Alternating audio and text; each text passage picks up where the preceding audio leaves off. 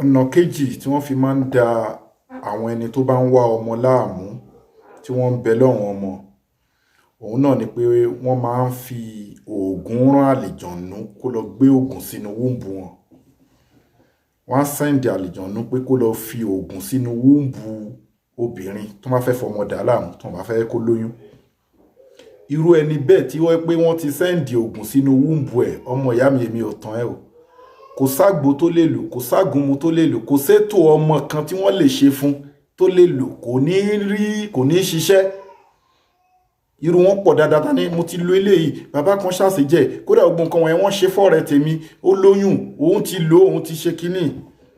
Because wọ́n ti gbé oògùn sínú wúńbù ẹ̀, àwọn àlìjọ̀nú ti gbé nǹkan sínú wúńbù ẹ̀. Àwọn ẹni bí ti rán àlìjọ̀nú kó lọ gbé nǹkan sínú wúńbù ẹ̀, kò sí irú ọgbọ́n tẹ́rọ ẹni bẹ́ẹ̀ lè dá.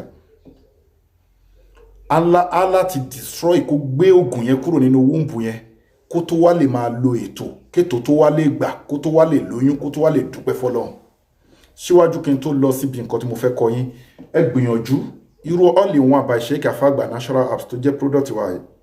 Àwọn ẹ̀kọ́ tá a kọ́ láti Asia country, India ni, China ni, Arab country àti láfíríkà wa, àwọn ẹ̀kọ́ tí mo lọ kọ́ ń bẹ̀ ni mo kó papọ̀ síbí.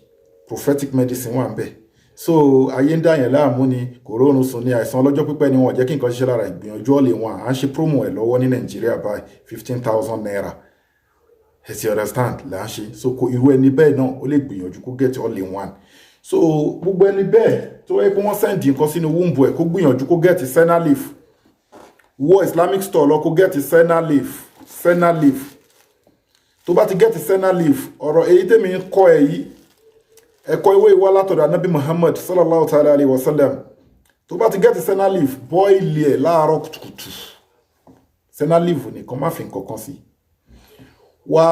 Tó bá ti ṣe lágbo dáadáa tó wá yọ omi ẹ̀ sínú kọ́ọ̀pù kan kó wá ka Suratul Fatiha 7 kó kà sí.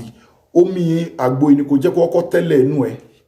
Máa ṣe continuously, máa ka Suratul Fatiha sí. Bí sínú láì tó gùn tó bá gbé nǹkan sínú wúńbù ẹ̀ á kúrò ń bẹ̀ wá dẹ́ conceive lójú náà, confirm ni.